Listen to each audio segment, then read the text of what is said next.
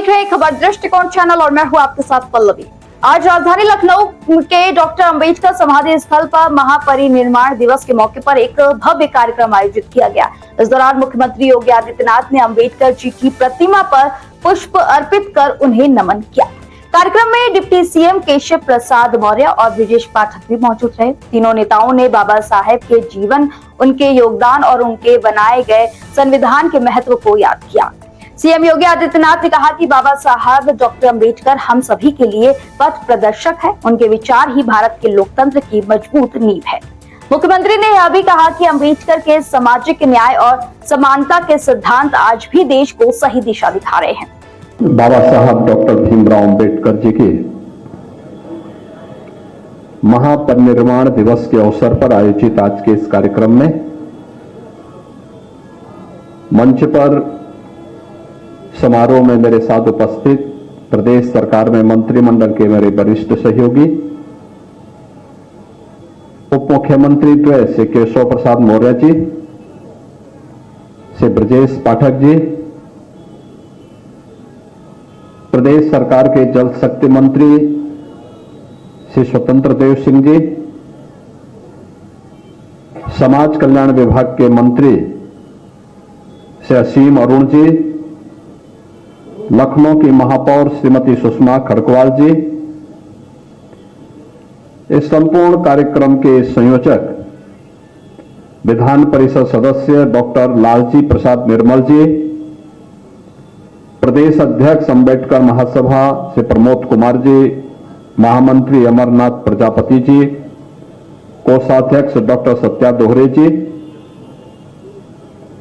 आज के इस कार्यक्रम में यहां पर उपस्थित अंबेडकर महासभा और बाबा साहब डॉक्टर भीमराव अंबेडकर जी के प्रति श्रद्धा और समर्पण का भाव रखने वाले सभी मेरे उपस्थित बहनों और भाइयों, मैं सबसे पहले बोधिसत्व भारत रत्न डॉक्टर भीमराव अंबेडकर जी की स्मृति को नमन करते हुए उनके इस पावन पुण्यतिथि के अवसर पर विनम्र श्रद्धांजलि अर्पित करता हूं। आज का दिन हम सबके लिए एक प्रेरणा दिवस है,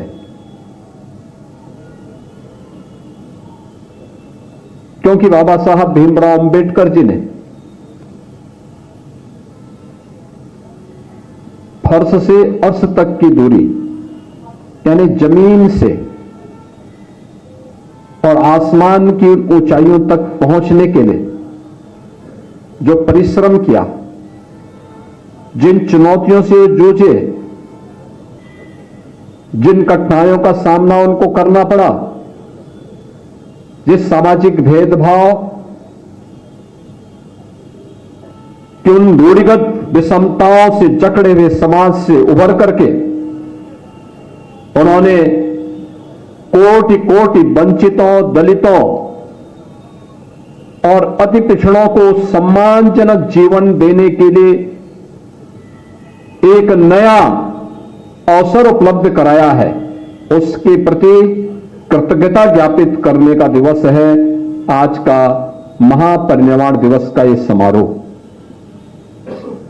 और ये हमारा सौभाग्य है कि बाबा साहब भीमराव अंबेडकर की उन्हीं शिक्षाओं से प्रेरित होकर के देश के यशस्वी प्रधानमंत्री श्री नरेंद्र मोदी जी के नेतृत्व में देश के अंदर आज उस प्रकार के एक अभियान चल रहे हैं। आपने देखा होगा बाबा साहब भीमराव अंबेडकर जी ने जब भारत का संविधान बनाया था, भारत के संविधान के शिल्पी के रूप में अपने उत्तरदायित्व का निर्वहन किया था। 3 महत्वपूर्ण शब्द उसकी प्रस्तावना में रखे थे, वह था न्याय, स्वाधीनता यानी समता और बंधुता। न्याय, समता और बंधुता, ये 3 शब्द अगर आप देखेंगे मोदी जी ने सबका साथ और सबके विकास के भाव के साथ बिना भेदभाव की योजनाओं का लाभ हर गरीब को, हर वंचित को, हर दलित को, हर पिछड़े को, हर महिला को, हर युवा को प्राप्त हो सके, इसके लिए देश के अंदर जो कार्यक्रम अभियान प्रारंभ किए वो आज आप सबके सामने है। गरीब को राशन की सुविधा का लाभ हो, वंचित को मकान की सुविधा का लाभ हो, हर गरीब के घर में शौचालय के निर्माण का कार्य हो, समाज की मुख्य धारा के साथ जुड़ करके जिस अभियान को आगे बढ़ाने का स्वास्थ्य की बेहतरीन सुविधा हर गरीब को प्राप्त हो सके, इसके लिए चलाए जाने वाले अभियान का हिस्सा हो। घरौनी के माध्यम से जहां पर आपका घर है वहां का मालिकाना अधिकार उपलब्ध करवाने का कार्य हो, ये उसी समता, न्याय और बंधुता का हिस्सा है जो बाबा साहब भीमराव अंबेडकर ने संविधान की प्रस्तावना में भारतवासियों के सामने प्रस्तुत किया था। हमें अपने संविधान पर गौरव की अनुभूति होती है, हमें बाबा साहब भीमराव अंबेडकर पर गौरव की अनुभूति होती है। और बाबा साहब भीमराव अंबेडकर ने उस समय भी हम सबको उन सभी खतरों के प्रति जागरूक किया था। याद करिए, उन्होंने उस समय एक बात कही थी,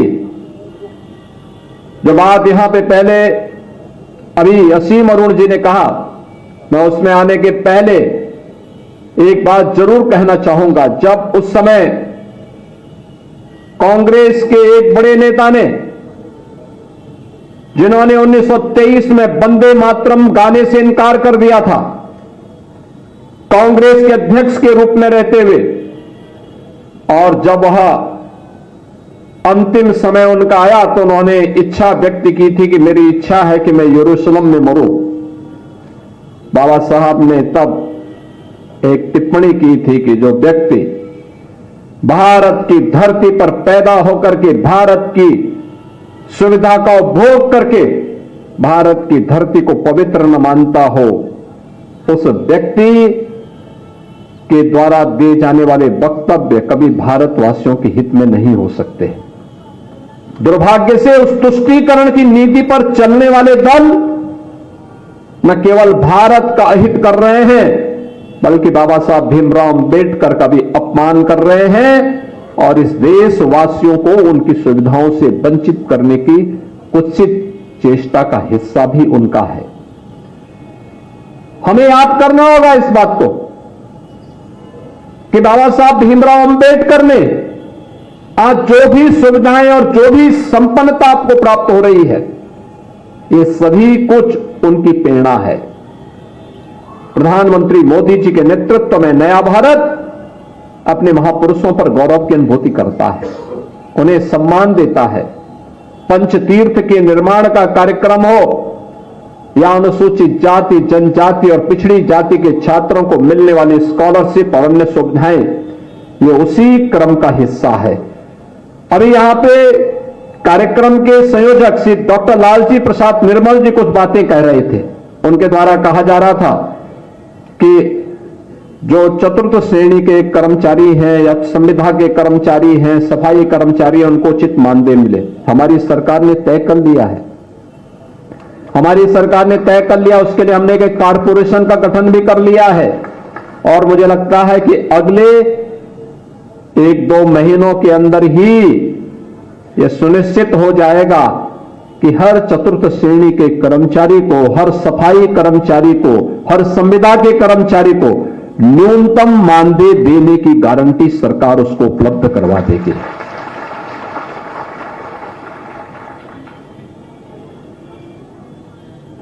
जीरो पॉवर्टी का हमारा अभियान भी उसी का हिस्सा है। अभी भी जो वंचित है, जो सुविधा का लाभ नहीं प्राप्त कर पाया है, अनुसूचित जाति, जनजाति, अति पिछड़ी जाति के गरीबों के, उन सभी तबकों को चिन्हित करने का कार्य हमारा लगभग फाइनल हो चुका है।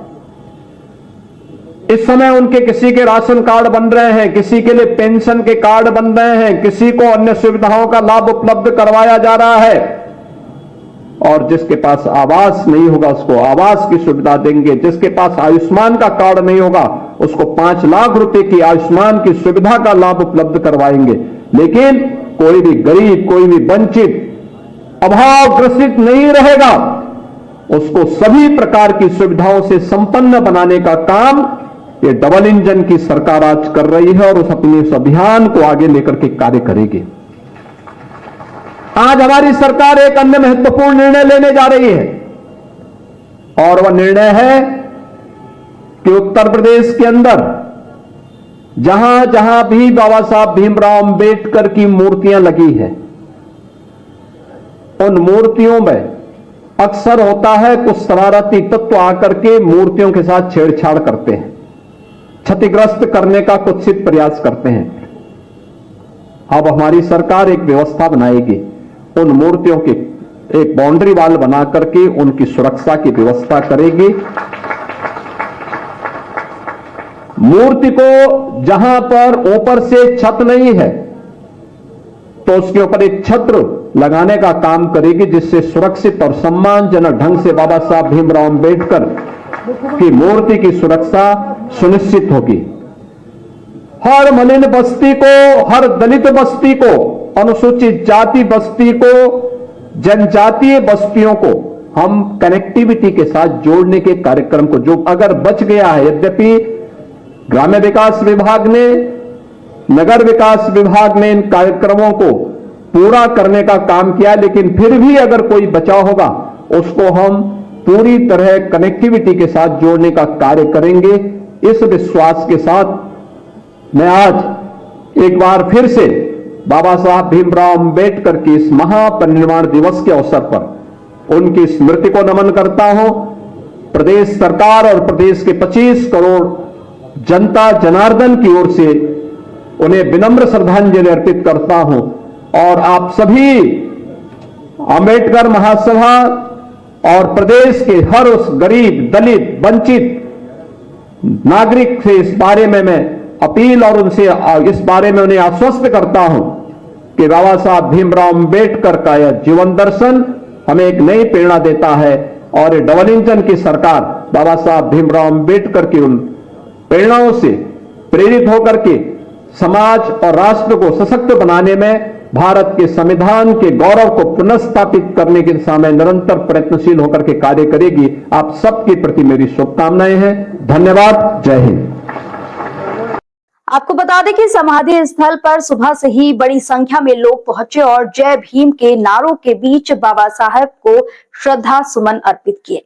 भक्तों और समर्थकों की भीड़ ने पूरे परिसर को नीली रोशनी और अंबेडकरवाद के उत्साह से भर दिया। तो लखनऊ में महापरिनिर्वाण दिवस पर यह विशेष कार्यक्रम हुआ, जहां मुख्यमंत्री योगी आदित्यनाथ ने बाबा साहब के विचारों को देश की ताकत और लोकतंत्र की आत्मा बताया। फिलहाल इस खबर में बस इतना ही। बाकी आगे कैसे देश दुनिया की तमाम खबरों को देखने के लिए हमारे चैनल खबर दृष्टिकोण के साथ बने रहे।